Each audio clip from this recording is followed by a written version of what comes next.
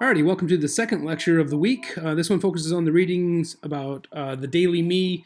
There was both a column as well as more of a theoretical piece from a little while ago by Negroponte. All right, so the Daily Me is really about uh, a the filtration system that happens with the news that we consume. So in olden times, we used to watch the 6 o'clock or the 10 o'clock news, or we used to read the morning paper, or the evening paper, or hear national radio newscasts. And generally speaking, the media tried to take an unbiased or a neutral stance in their presentation. And with all of those, they were really regional or national news. So it wasn't necessarily, I only want to hear about this topic, and I only want to hear it from a liberal standpoint. It was more of just a broad, general news, and you just listened to everything. You heard everything, whether it was news that you wanted to hear about or didn't want to hear about. You listened to the entire newscast or read the entire paper. So the media industry had an important part to play in dictating sort of what was important or what was useful or needed for people to consume. That is, the media got to pick the stories that everybody heard or everybody read or everybody saw. We juxtapose that to what's been called the Daily Me, or a symptom of digital life or digital culture, where everything can come through our smartphones or our laptops, and there's a sort of a heavy level of filtration on what we currently consume. Now, this filtration or these filters aren't based on necessarily the media. So in olden times, I keep referring to it as, the media certainly did filter what made it into the newscast and what didn't make it into the newscast. They only have a half hour to fill, and there's just an unlimited number of possible stories. So there was certainly a level of gatekeeping happening in traditional media. But in the current sort of media landscape, we are the ones that do a lot of the filtering on our own. So we choose to follow or unfollow people or stories. So we get our stories a la carte. So we get them sort of, this is a story I want to click into and read about, and then I scroll through my news feed until I come to another story I want to click in and read about. And there's a lot of pandering that's happening. It's been sort of popularized by the cable networks and websites that we're going to give news with a conservative slant, or we're going to give news with a liberal slant, or we're only going to give entertainment news, or any other sort of subset of the news. And so there's a million screaming voices out there, and we get to pick as the consumer exactly what we want to hear and exactly what we don't want to hear. So we're comparing that to the way it used to be, where this was the national newscast or this was the newspaper, and you had other people saying, all right, these are the important stories for our community, and you just read through them all without necessarily picking out like, okay, I just want to read about this topic, or I just want to read about this set of people, but nothing else. You just sort of consumed the entirety of the newscast or the entirety of the newspaper. So in some ways, scholars have talked about it as getting what you want versus what you need. So the Daily Me is representing the get just what you want and nothing else, and the older version of the media consumption experience is you get what you need based on sort of journalistic ethics, or if you want to take it in sort of a negative direction, more of a corporate gatekeeping type of mentality or a process. So before we get into the consequences of the Daily Me, let's talk a little bit about how it works or why it happens the way it does. If you'll recall back to our lectures and our readings on identity, we're almost always looking for an identity boost, something that makes us feel good about ourselves, our decisions, our attitudes, our identity, our values.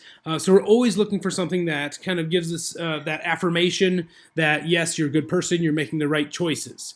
So if we take that as sort of one of the most sort of basic motivations is boosting our own ego, it's self-interest that drives us to remove conflict.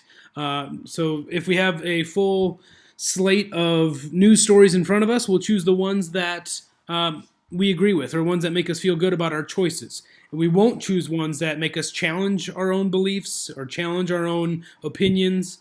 So we want to avoid creating cognitive dissonance. So if you think back to the last lecture, something that might create cognitive dissonance is if we read an article, let's say we're left-leaning and sort of have a liberal political stance, and we wouldn't want to read an article that highlights the negative components or the negative characteristics of a Democrat, or maybe someone that the liberal movement is starting to sort of rally behind. We wouldn't want to read something negative about that person, because that would create cognitive dissonance of, well, I'm liberal and I want to support this person, but I also have information that tells me that they're not a good person or not a good candidate.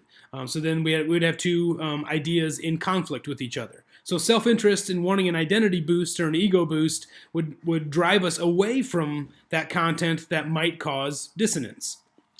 This is played out through a handful of processes called selective exposure, selective attention, and selective retention. So selective exposure is that we just don't avail ourselves to that type of content. We don't expose ourselves to that type of content. So if I'm a strong liberal supporter, I wouldn't watch Fox News, or I wouldn't read conservative blogs, because doing so might cause cognitive dissonance. They might present information I don't want to hear. And same thing on the other side. If you're a staunch conservative, you'd want to avoid watching MSNBC or reading liberal blogs, because it might present information that doesn't mesh well with your value system. So it would create cognitive dissonance. So we selectively expose ourselves to certain media. If for some reason we come across media that is sort of counter to our value system, we take part in what's called selective attention. So we only pay attention to the parts that match up with our values and our identity, and we kind of dismiss or forget about or don't really pay attention to the parts in maybe a column or a newscast that challenge our beliefs. So we're only attending to the certain things that help us. Same thing could happen, I guess, if you're watching a game. If you're in the crowd watching a game, selective attention would be only really paying attention to the ref's bad calls that hurt your team, not necessarily any bad calls that helped your team. You're only paying attention to the things that hurt your team. Similar type of process. And then lastly, selective retention is after we've been exposed to something and we've paid attention to it, we still only remember the things that drive our identity or that give us a self-esteem boost. We don't remember things that would cause cognitive dissonance. So throughout the process, we're basically just closing our eyes and putting our hands over our ears and not hearing or seeing anything that might cause cognitive dissonance. And this is the role that identity plays in creating the daily me. So if we think about this selective exposure, attention, and retention, and we apply it to our social media use, for example, think about behaviors of somebody, and we can keep this on the political parties example. Think about the behaviors of someone who is a staunch liberal or a staunch conservative, and how they might play that out in terms of their social media, in terms of story selection that they read into, people that they follow or unfollow. Selective retention, what they remember from maybe an online session of reading a few stories, and we can see how that would all come together in this daily me type of phenomenon, where they're weeding out things that cause cognitive dissonance, and they're sort of exacerbating these things that give them ego boosts. So now that we know why it happens, why is it so bad if there's a daily me type of process going on?